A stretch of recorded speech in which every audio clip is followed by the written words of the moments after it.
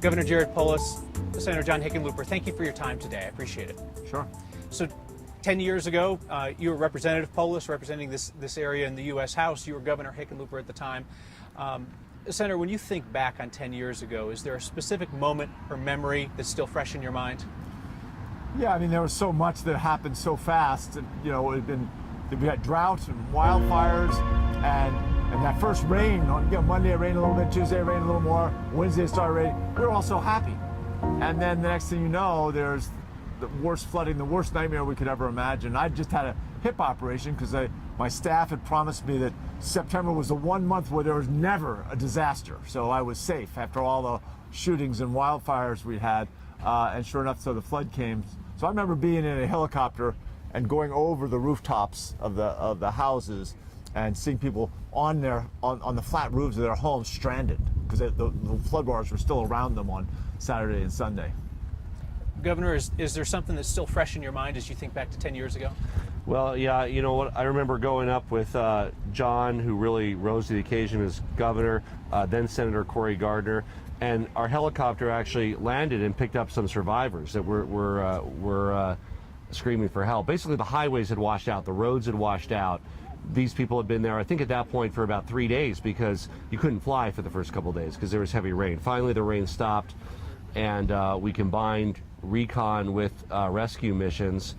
And I was focused on what I needed to do in Washington, and later on we wanted to do some work to prevent clawbacks of funds and make sure they're able to use all the funds.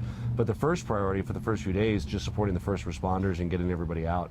Yeah, getting people out of the canyons and so forth. Yep. Can I have you scooch just a little over there? Yeah, that's perfect.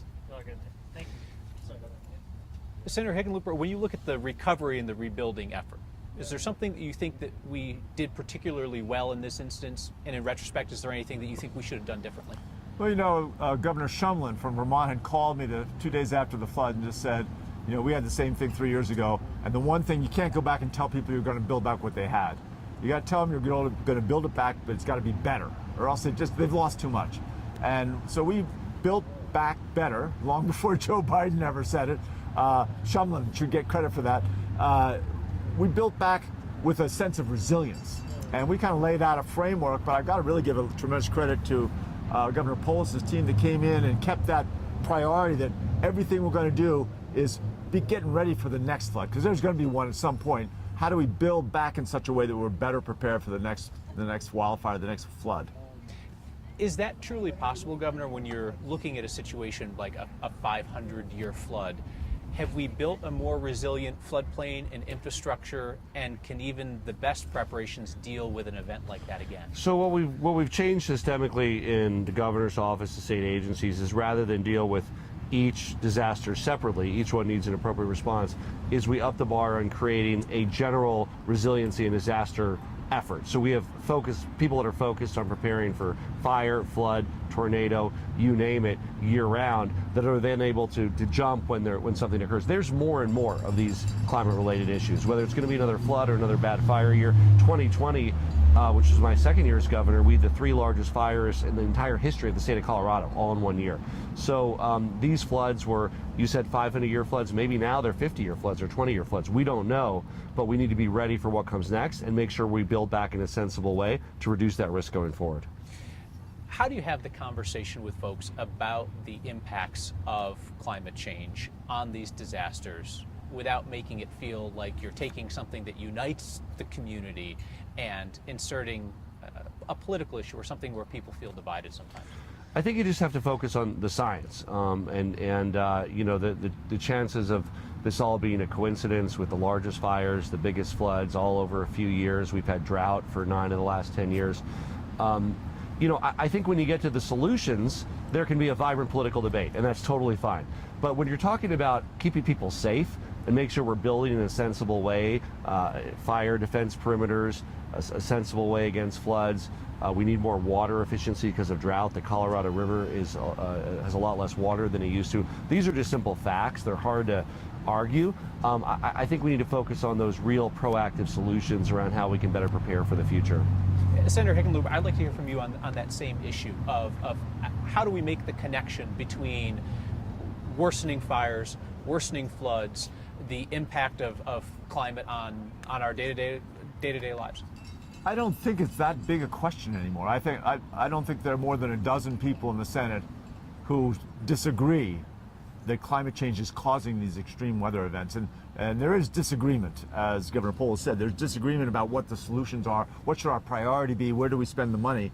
But everybody, pretty much everybody, recognizes the science. We've got so much historical data now on the evolution of our atmosphere and our water systems that, I mean, we've got 12,000 years of sedimentary records on the Colorado River that demonstrates this isn't just a drought. This is the worst seasonal, not seasonal, but aridification evolution that we've ever seen in the 12,000 years. So people recognize it's real. And they might argue about how much of it's human caused or how much of it, we should use to, electric vehicles. Those are political discussions that we should have, and we need to bring everyone together. But we can't turn away from discussing that what used to be a 500-year flood might be happening every 20 years now. Senator, the wireless emergency alert system, the WIA system, is something that we've spent a lot of time examining, and I don't think that there's anybody that would tell you that the system works really well. Right now, as it's set up, the federal government is essentially relying on the voluntary cooperation of cell phone providers to make that system work. Do you see a better way to go at that? Well, certainly the status quo will not suffice. And clearly letting the voluntary activities of the cell carriers bear responsibility also is not going to suffice. So we've got $65 billion that we put into the bipartisan infrastructure bill that's going to make sure that we get rid of all the blind spots. But I also agree that we've got to set a higher standard and hold the carriers responsible. These are our emergencies where 5 minutes or 10 minutes, when you're talking about a flash flood, and you go back to the Big Thompson flood of 1976, where they had in 3 hours, they had a year's worth of rain, and 5 minutes, 10 minutes, 15 minutes. You're talking life and death in those minutes.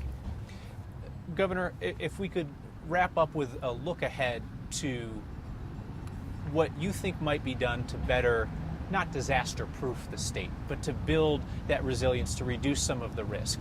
There are lots of great ideas out there that cost a lot of money. What is it that you wish that we had the ability to do, but simply don't have the funding for, or would require the cooperation of private landowners? What's on the wish list to make this a more resilient state when it comes to fires and floods? First, this is the 10-year anniversary. I think it's time to sort of take a breath here and celebrate that we're Colorado strong. You remember all the merch that came out at the time and the difficulties people had. I experienced this flood personally. My father-in-law's basement, my parents' road to my parents' home. I mean, many of us in northern Colorado have personal stories. We didn't lose everything we had, but we lost everything we stored in our basement, including my husband Marlon's childhood memories and yearbooks and everything like that. And let's take a breath and say, look, we're Colorado strong, we're back, we're here. Now you ask a good question. What do we do going forward? First of all, thoughtful about where we build and how we build, right? Looking at the wildland-urban interface.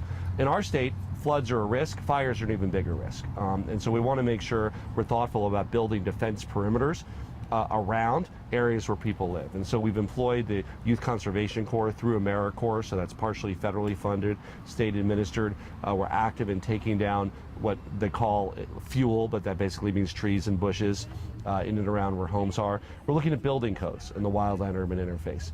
We're looking at how we can engage with private landowners to say, look, this is work that your local fire district with support from the state can do for free at no cost to you to take down trees near your home. So these are the kinds of things we're doing.